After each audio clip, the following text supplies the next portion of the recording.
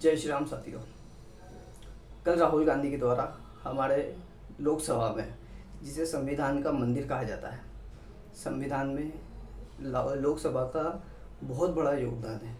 लोकसभा में रखे गए तथ्य, लोकसभा में पारित कानून पूरे देश में लागू किए जाते हैं।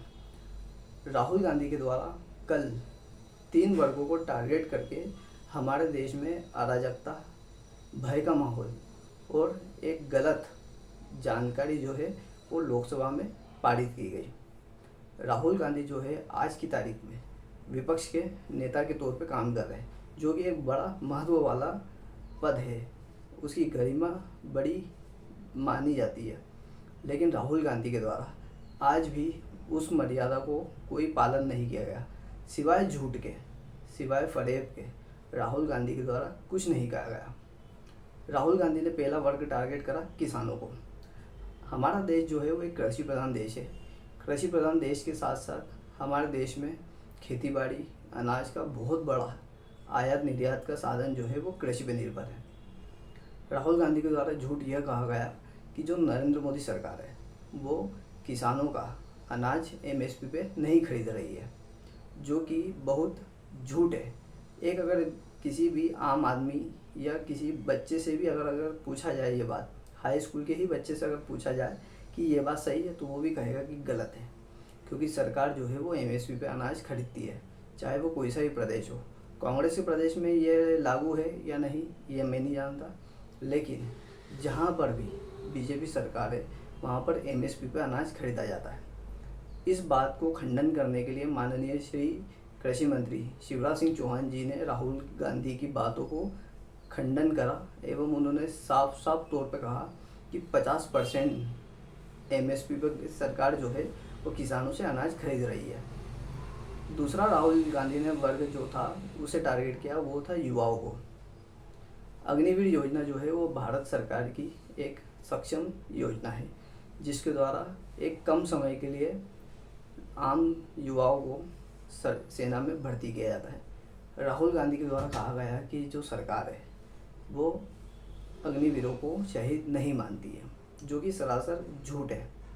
इस बात का खंडन करने के लिए खुद रक्षा मंत्री श्री राजनाथ सिंह जी खड़े हुए एवं उन्होंने इस बात को खंडन करा एवं उन्होंने बताया कि जो भी अग्निवीर अगर शहीद होता है तो उनके परिवार को 1 करोड़ की सहायता राशि प्रदान की जाती है एवं उन्हें शहीद का ही दर्जा दिया जाता है। तीसरा राहुल गांधी ने टारगेट करा हिंदुओं को, जो कि यह गांधी परिवार शुरू से करता आया है। राहुल गांधी के द्वारा पहले ये बात कही गई कि हमारे देश में हिंदू जो है, जो अपने आप को हिंदू कहता है, वो हिंसक होता है। पूरे तौर पे राहुल गांधी ने जो है वो 110 करोड़ हिंदुओं को, सनातनियों को टारगेट करा है। हमारे देश में धर्म के आधार पर लोगों को लड़ाने का एक प्रयास राहुल गांधी के द्वारा किया गया है। राहुल गांधी जैसा एक अराजक व्यक्ति हमारे देश का नेता प्रतिपक्ष है, ये बहुत ही हमारे लिए दुखदायक बात है। क्योंकि उस पद की गरिमा को बनाए रखना, मर्यादा बनाए रखना, वो राहुल गांधी के बस की बात नहीं है।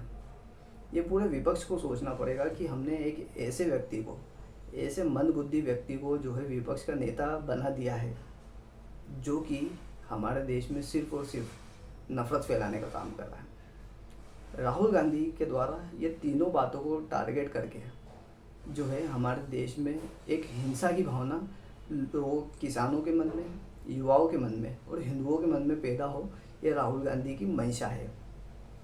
लेकिन दुख की बात यह है कि विपक्ष के व्यक्ति, विपक्ष के नेता, चाहे वो SP हो, चाहे RJD हो या शिवसेना उद्धव ठाकरे हो, किसी ने भी राहुल गांधी के शब्दों को गलत नहीं कहा, बल्कि राहुल गांधी का बचाव करते आए।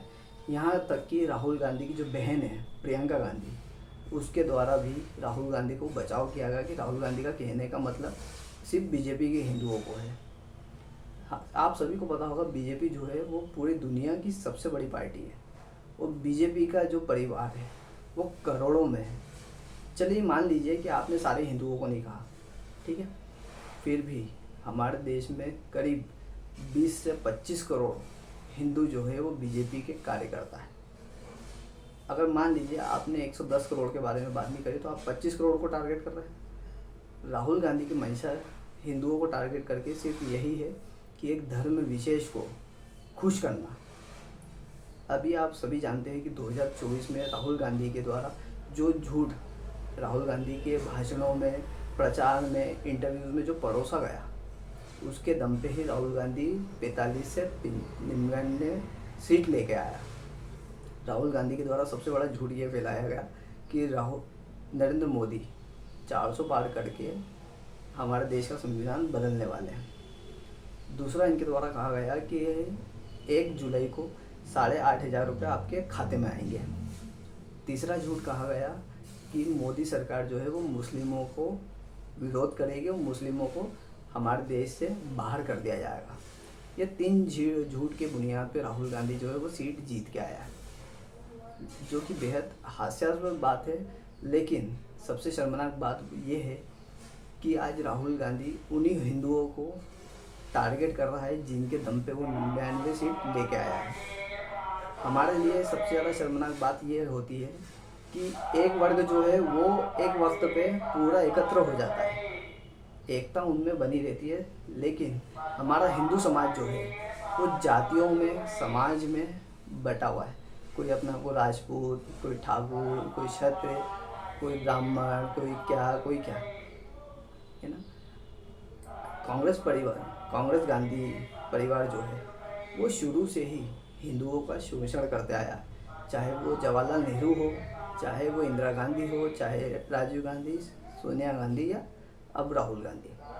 और आने वाली जो गांधी परिवार पीढ़ी है वो भी यही काम करेगी, हिंदुओं को सिर्फ एक वोट बैंक का जरिया लालच दे के वोट पाएगी और हिंदुओं का शोषण करेगी, हिंदुओं का अपमान करेगी, हिंदुओं को बदनाम करेगी।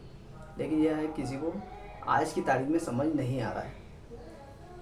अभी ममता बनर्जी के पश्चिम बंगाल में ही एक वर्ग विशेष के व्यक्ति के द्वारा 2 लोगों को, जिसमें एक महिला और एक पुरुष थी, बीच चौराहे पे बुरी तरीके से मारा गया। इतना मारा गया कि उनकी हालत खराब हो गई। लेकिन राहुल गांधी को उस वर्ग विशेष में हिंसा नज़र नहीं आती। क्यों नहीं आती? क्योंकि वहाँ ममता बनर्जी की सरकार है और ममता बनर्जी जो है वो खुद जो है वो एक वर्ग विशेष की हितैषी है और हिंदू विरोधी है, ये आप खुद भी जानते हैं। उसी जगह पे बात करें, हमारे देश के साथ साथ ही चाहे पूरी दुनिया में अगर कोई आतंकवाद फैलाता है, कि राहुल गांधी कहता है कि आतंकवाद का कोई धर्म नहीं होता, लेकिन मैं कहता हूँ कि आतंकवाद का सिर्फ एक ही धर्म है जो पूरी दुनिया जानती है। एक ही वर्ग है, एक ही धर्म विशेष के लोग होते हैं जो आतंकवाद फैलाते हैं और कोई आतंकवाद नहीं फैलाता। लेकिन राहुल गांधी उस बारे में नहीं कहेगा। राहुल गांधी के द्वारा एक बात ये भी कहेगी कि ये जो हाथ का निशान है ये अभय मुद्रा है और ये सभी में दी जाती है, ठीक है। मुस्लिम जो धर्म गुरु है उनका एक बयान देखा जिसमें वो राहुल गांधी का बात का खंडन करते हुए नजर आए कि राहुल गांधी को जब तक अभय मुद्रा का इस्लाम से कोई जुड़ाव क्या है ये पता ना हो तब तक राहुल गांधी को अपना मुंह नहीं खोलना चाहिए। राहुल गांधी जो है वो अर्धज्ञानी है। राहुल गांधी के चेले चपाटे चमचे जो चीज़ बोलते हैं, राहुल गांधी वही शब्द जो है वो दूसरों के सामने बोलता है। जयराम रमेश हो या खेड़ा हो, सुप्रिया सीनेट हो या कोई हो, राहुल गांधी एक तरीके से वो खिलौना है जिसकी जितनी चाबी भरी जाएगी राहुल गांधी उतना ही बोलेगा। कल भी आपने देखा कि लोकसभा में जब राहुल गांधी भाषण दे रहे थे तो भाषण देते देते जब वो अपनी मर्यादा पार कर गए तो राहुल गांधी के जो पीछे बैठे हुए दीपेंद्र हुड्डा जो उनके सहायक है, उन्होंने राहुल गांधी को टोका कि राहुल गांधी जी कुछ ज़्यादा हो गया है। लेकिन हम भी कहते हैं कि राहुल गांधी जी जो आपने हिंदुओं पर टारगेट करा है वो कुछ ज़्यादा हो गया है। राहुल गांधी के लिए नेता प्रतिपक्ष बनना सबसे बड़ा गलत फैसला साबित होगा इन 5 सालों में। राहुल गांधी कांग्रेस को उस गर्त में ले जाएगा जिसकी कल्पना राहुल गांधी कभी जीवन में नहीं की होगी।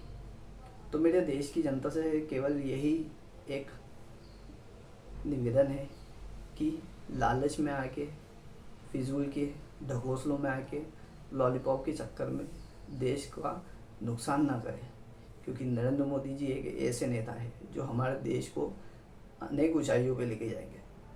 लेकिन कांग्रेस पार्टी ने 60 साल में देश का जो बेड़ा गर्क किया वो आप सभी जानते हैं। तो मेरी बात को ज़रूर ध्यान रखिएगा। अगर वीडियो को पसंद आए तो लाइक करिएगा, ना पसंद आए, कुछ खामी हो, कमेंट ज़रूर करिएगा और अपने दोस्तों में शेयर ज़रूर करिएगा। और ऐसे वीडियो मैं बनाते रहूँ उसके लिए सब्सक्राइब बहुत आवश्यक है। जय श्री राम, जय हिंद, जय भारत।